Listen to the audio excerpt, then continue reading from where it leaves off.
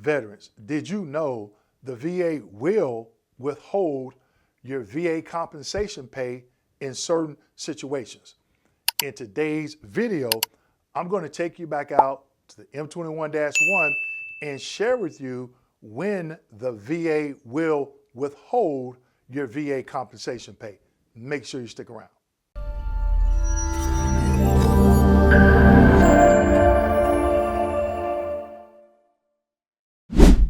Hello everyone and welcome back to my channel. My name is Dwayne. I got a video for that Kimball, United States Army veteran and retired VA rating specialist. Today's video. Will the VA withhold your VA compensation pay, and if so, when? But before I get into today's video, make sure you go to the link in the description section and get your copy of my new book, The VA Compensation Blueprint. It's time to win. Now, veterans, this book, I just leveled the playing field, okay, as it pertains to the VA compensation claims process. When you get to my Shopify store, make sure you use the coupon code to get your discount, all right?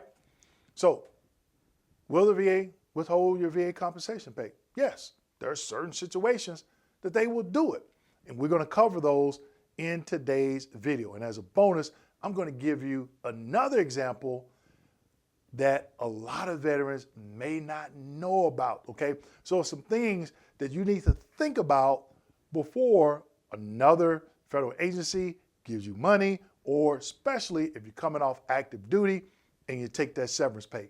So let's go ahead and get into it. Slide number one. Here in slide number one, taking you back out to the M21-1, and this is general information on VBMSR's withholding functionality. Now, VBMSR is the section raters use to generate the rating decision, okay? VSRs do not use VBMSR, only raters do, okay? So it says VBMSR includes functionality that facilitates offsets to VA benefit awards, that's the compensation they're talking about, when beneficiaries have received certain concurrent payments. No double dipping, people, okay, in certain situations. So, of disability severance pay. A lot of you probably got injured on active duty and they gave you $5, $10, $15, $20,000. Let me know how much you got, okay? I got out, I wasn't hurt. Well, I didn't get out for a medical reason, so I wasn't awarded any severance pay. So if you're on active duty and they say, hey, yeah, here's $40,000, you come file a claim with the VA, oh, they're gonna get that money back, okay? Then it says under the Radiation Exposure Compensation Act. I'm gonna go over exactly what that is, okay? In connection with tort awards, people, be very careful with this because, yeah, you can win a tort award for a service-connected condition, but down the road, you get $50,000, $60,000 and you service-connected for that. The VA is going to find out, and they might be pulling some of that money. They might be getting it back, all right? So just something to think about. Then it says of Office of Workmen's Compensation Program. Whew, that's the bonus, but I'm going to say that one to the end, all right? When review of the evidentiary record reveals that a beneficiary received one of the above referenced payment types for a service-connected disability. For a service-connected disability. That's key. Keep that in mind. Use the withholding information field. They got that all in cap letters, all right?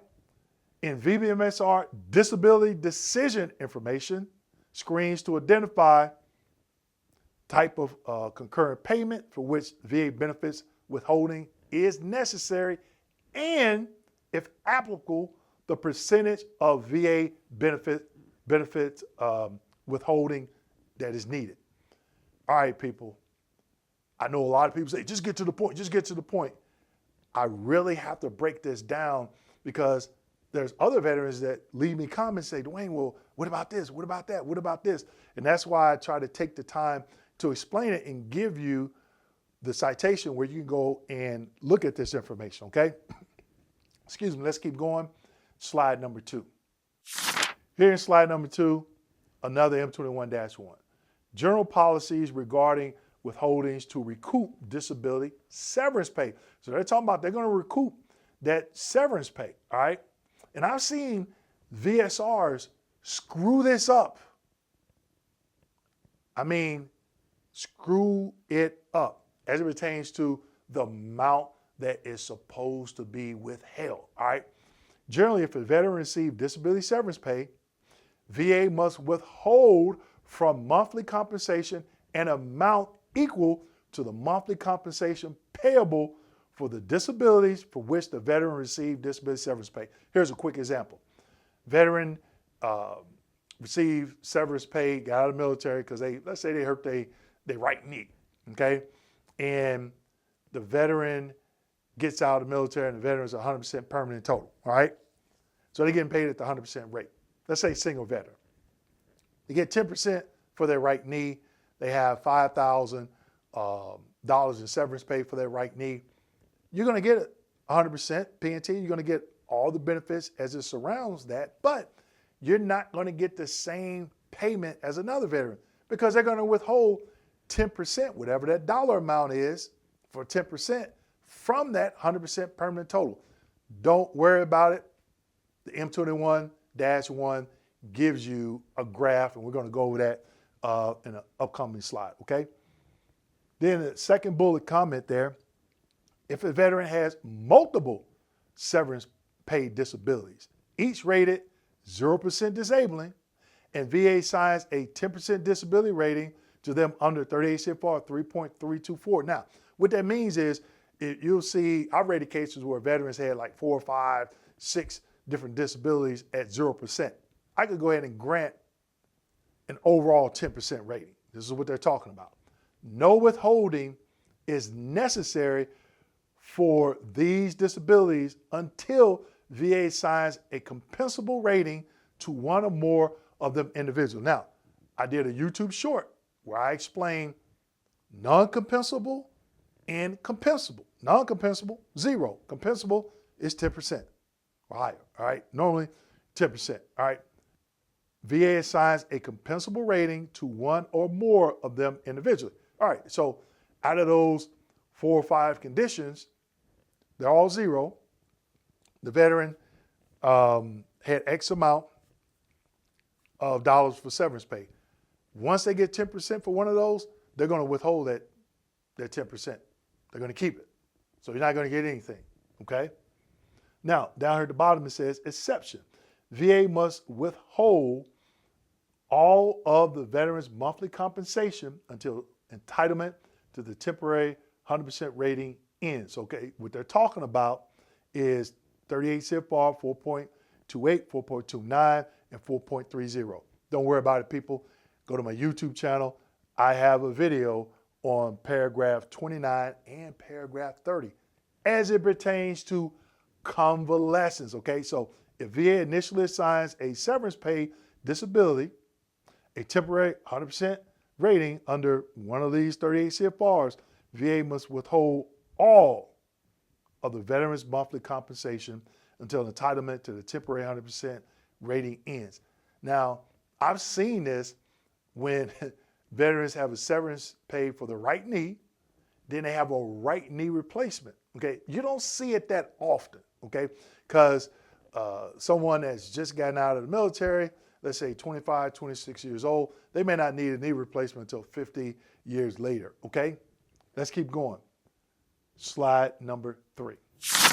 Okay, now here are some examples. And this is one of the reasons why I really like the M21-1, because when you research it, you may come across some examples. Now, when can you use these examples? I've seen veterans use these examples not only as it pertains to their VA claim and what they're claiming and how the claims process impacted, but I've seen them use it on a high-level review and win these examples, okay? Now, the table below contains examples of how to apply the policies set forth in this block. This is what VA employees are supposed to be referencing. It's a guideline, okay? Far left, in the top left-hand corner, if VA initially rated the severance pay disability, let's say 20% disabling, rates the same disability 30% disabling. The amount payable for disability rated 20% disabling. Okay, so severance pay 20%, but the veteran is service-connected at the 30% rate. They're only going to withhold the 20% amount, okay? So the veteran is going to get that monthly difference, which is the 10%, all right? If it's 50% disabling, VA assigns a temporary 100% rating to the same disability under the 38 CFRs from the previous slide. The amount payable for disability rated 50% disability, 50% disabling. So if the veteran is temporary 100% for right knee replacement, okay? Used to be 12 months, a year. Now it's based off of, you got to look at the operative report, how long they're off work, how long they're in physical therapy, how long they're on restrictions when they go back to work. That's a nugget, people. Guess what? Got a video on knee replacements as well, all right? They're only going to withhold 50%. So if the veteran is 100%, during that time period, they're only going to withhold 50%. Now, you heard me say that sometimes VSRs screw this up, all right? Here's the deal. I've seen where they've recouped or withheld their entire 100%, which is not always a bad thing because obviously if you're 100%, there's a larger payout monthly. So the quicker that's recouped, the quicker you're going to get that monthly benefit on the first of every month, okay? Then it says if 0% disabling, assigns a temporary 100% rating, okay, to the same disability under these particular conditions, 38 CFR 4.28, 29, 30, nothing until it assigns the disability a compensable rating. So this is what we talked about on the previous slide, all right? So compensable versus non-compensable, you need to know that. And again, I have a YouTube short breaking it down, all right? This is where this VA education comes in. On my channel, this is what I'm doing. I'm educating you. A lot of veterans, they don't get it. They don't want to get it. That's fine. That means this information is not for them, meaning your claim more likely is denied, okay? You have to be educated on this stuff. Let's keep going. Slide number 4. Okay, background of the Radiation Exposure Compensation Act. You saw this on slide 1, okay? I've never rated a case as it pertains to this particular act, So it says, authorize the Attorney General to make payments as restitution to a limited class of individuals or survivors of individuals with radiation-related diseases who had been employed during the specified period in uranium mines in Colorado, Utah, Arizona, and or New Mexico. All right, now, I'm not gonna go too in depth in this because again, I never rated any of these cases, but what I wanna point out that I feel that's very important and is a VA claim nugget, do a keyword search for something, okay? If it's just something as it pertains to the claims process, what you're trying to do a keyword search. I always say the M21-1, but it's called worms, right? Terra, just go there and type in TERA. If it's a stressor for PTSD, type in stressor, okay? If it's a knee replacement, type in knee replacement, a joint replacement, and then you can do your research from there.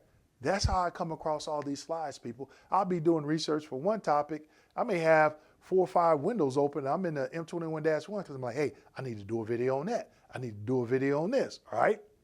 Let's keep going. Slide number 5, promise. This is the last slide, all right? Okay, who resolves tort claims? Whoo, man, I've seen this hurt veterans. A tort claim against the government is resolved by General Counsel, U.S. Attorney General, or District Counsel. Now look at this M21 at the bottom. Notice of favorable resolutions. In any case that is resolved in the favor of the veteran, to the District Counsel is responsible for providing the results of the tort claim to the Veterans Service Center Manager, VS VSCM of the regional office having jurisdiction of the claims folder. Now, I know you're probably thinking, Dwayne, I've heard you say VSCM before. Remember that video I did where I talked about PMC, Pension Management Center, the scandal in Philadelphia? VSCM, that's one of the individuals that were involved in that scandal, okay? So look, they're telling them they have to report that to the VSCM at the regional office of jurisdiction, because guess what? They're gonna do a withholding.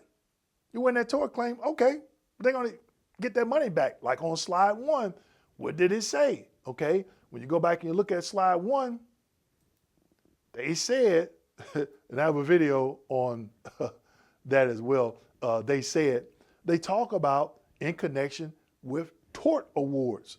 Keep that in mind before you jump off into that pond and you just start filing stuff, okay? Now, I'm not saying not do it, but just know if you do something like that, what could happen as it pertains to compensation withholdings.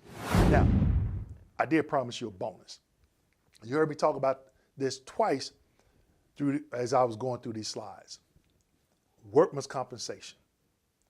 You file for workman's compensation for a service-connected disability, guess what the VA is going to do? Oh, they're going to get that money. They're going to withhold it. And those slides that just showed you, they talked about it. So let's say, for example, you got on workman's comp for your back, and you're at 40%. And workman's comp pays you. And it may be a year or two, and you're already back to work. All of a sudden, you look at your bank statement, wait a minute, I'm missing about $500, $600. Guess what happened? They reported that back to that VSCM at the regional office that has jurisdiction over your claim, and they've done a withholding, okay? So you have to understand this because they will withhold that.